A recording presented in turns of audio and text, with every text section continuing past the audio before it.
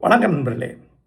இன்று உளவியல் ஒரு அறிவியலாக கருதப்படவில்லை என்று நான் சொன்ன கருத்தை ஒட்டி பல உளவியலாளர்கள் எனக்கு கண்டனங்களை எல்லாம் தெரிவித்தார்கள். ஏதோ அவருடைய தொழிலை நான் பறிக்கிறேன் என்று நினைத்து கொண்டார்கள். அப்படி அல்ல, உளவியல் இன்றும் பயனுள்ளது என்று தான் நான் அந்த காணொலியிலே சொல்கிறேன். நண்பர்களே, ஒரு மாபெரும் உளவியலாளர், உளவியலில் முனைவர் பட்டம் பெற்ற ஒருவர், இந்தியாவின் உளவியலாளர்களில் முன்னோடிகளில் ஒருவர் குரு நித்ய சேதன்யதி. அவருடைய மாணவன் நான். எனக்கு பின்னால் இருக்கும் படத்தில் இருப்பவர் அவர் தான். ஆக உளவியலுக்கு எதிரான அறிக்கையை நான் இங்கே சொல்லவில்லை. மாறாக சென்ற காலங்களில் நரம்பியலில் வந்த பெரும் மாற்றம் என்பது, மனம் என்பது ஒரு வகையான நரம்பு செயல்பாடுகள் தான் என்று மூளை சார்ந்த கருத்தை நோக்கி சென்று கொண்டிருக்கிறது. ஆகவே உளவியல் என்ற பழைய கருத்து கொஞ்சம் கொஞ்சமாக அறிவியல் தகுதியை இழந்து ஒரு வகையான சமூக அறிவியல் தளத்துக்கு சென்று கொண்டிருக்கிறது. ஒரு வகையான அறிவுத்தளம் மட்டும்தானே வழி அறிவியல் தளம் அல்ல என்று ஆகிக்கொண்டிருக்கிறேன் என்று தான் சொன்னேன். அதையொட்டி இன்னொருவர் ஒரு கேள்வி கேட்டிருந்தார். ஆகவே நீங்கள் அறிவியலை முன்வைக்கிறீர்கள், அதற்கான சில வழிமுறைகளை முன்வைக்கிறீர்கள், அதாவது முற்கோள், ஹைப்போதீசிஸ், லாஜிக், அதில் நிரூபணம், தர்க்கம், மூன்றாவதாக தியரம், அதாவது கோட்பாடு. தியரத்தை மறுக்கவும் ஏற்கவுமான டயலக்டிக்கல் அப்ரோச், இதையெல்லாம் முன்வைக்கிறீர்கள், புரிகிறது. அப்படி என்றால் சித்த மருத்துவத்தையோ ஆயுர்வேத மருத்துவத்தையோ நீங்கள் அறிவியல் என்று ஏற்றுக்கொள்வீர்களா? நண்பர்களே, நான் சித்த மருத்துவத்திலோ ஆயுர்வேத மருத்துவத்திலோ நிபுணன் அல்ல. ஆனால் அவற்றை கூர்ந்து கவனித்து வருகிறேன், அவற்றை பற்றி எழுதியும் இருக்கிறேன்.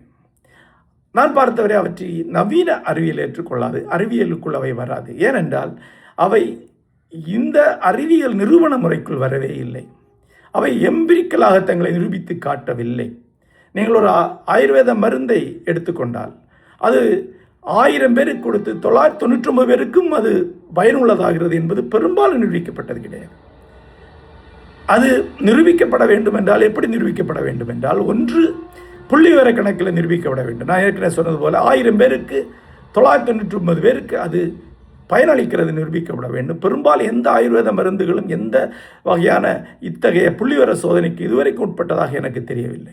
இரண்டாவதாக, அது ஏன் அப்படி பயனளிக்கிறது, அதில் உள்ள எந்த ரசாயனம், எந்த உயிர் பொருள், எந்த குறிப்பிட்ட மூலகம் அந்த பணியை ஆற்றுகிறது, எப்படி என்று நிரூபிக்கப்பட வேண்டும்.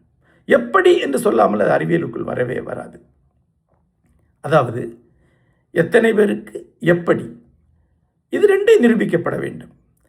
அப்படி சில ஆயுர்வேத மருந்துகளின் பயன்களை நிரூபித்திருக்கிறார்கள். உதாரணமாக மஞ்சள், வேம்பு. ஆனால் அவை எல்லாமே நவீன அறிவியலாக தான் நிரூபிக்கப்பட்டிருக்கிறது. ஆயுர்வேதர்கள் தங்களுடைய மருந்துகளை நிரூபித்ததில்லை, சித்த மருத்துவர்கள் தங்களுடைய மருந்துகளை நிரூபித்ததில்லை. மாறாக அவர்கள் அறிவியலுக்கு வெளியே தங்களை கொண்டு நின்று நிறுத்துகிறார்கள். அதற்கு எனக்கு உடன்பாடு இல்லை, ஆனால் ஏற்றுக்கொள்வதில்லை. நான் அலோபதி நம்பக்கூடியவன், நவீன மருத்துவத்தை நம்பக்கூடியவன். ஏனென்றால் அதனுடைய அறிவியல் தர்க்கம் எனக்கு பிடித்தமானதாக இருக்கிறது.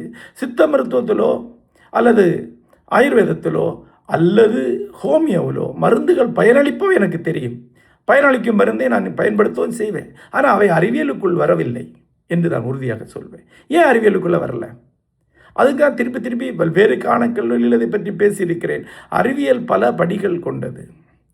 அதாவது பிரான்சிஸ் பேக்கன்லேருந்து தான் நவீன அறிவியல் உருவாகிறது என்று சொல்வார்கள்.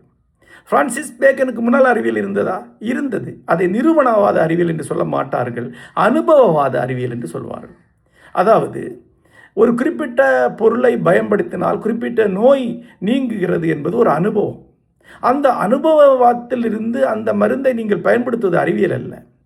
அதை ஏன் பயன்படுத்த வேண்டும், எவ்வாறு அது பயனளிக்கிறது என்று நிரூபிக்கப்படும் போது அறிவியலுக்குள்ள வருகிறது. பிரான்சிஸ் பேக்கனுடைய அறிவியல் என்பது நான் ஏற்கனவே சொன்னது போல புள்ளிவிவரம் சார்ந்தும் பயன்பாடு சார்ந்தும் தர்க்கபூர்வமாக நிறுவப்பட்ட ஒன்றாக இருக்கும். ஏன் பயனளிக்கிறது என்று சொல்லாமல் ஒரு பொருளை அது அறிவியல் ரீதியாக ஏற்றுக்கொள்ளாது. நமது முன்னோர்கள் கட்டிடங்களை கட்டினார்கள், ஆனால் ஒரு குறிப்பிட்ட கட்டிடத்தை ஏன் கட்ட வேண்டும் என்ற விளக்கத்தை பழைய நூல்களை பார்க்க முடியாது. கோயில் கலையை நீங்கள் பார்க்கலாம், மாபெரும் பொறியியல் திறன் அதில் வெளிப்படுகிறது என்பது உண்மைதான். ஆனால் அந்த பொறியியல் கோட்பாடு அதில் இல்லை. பாரம் தாங்குதல், வளைதல் போன்று எவ்வளவோ அறிவியல் கோட்பாடுகள் இன்றைக்கு பொறியியலே உள்ளன. அதை எதையுமே நீங்கள் பழைய சிற்பசாஸ்திரங்களை பார்க்க முடியாது. இந்த அடி இப்படி வச்சா இது இப்படி இருக்கும் என்று தான் சொல்லப்பட்டிருக்கும். காரணம் அது அனுபவவாத அறிவியல், அது பழைய அறிவியல்.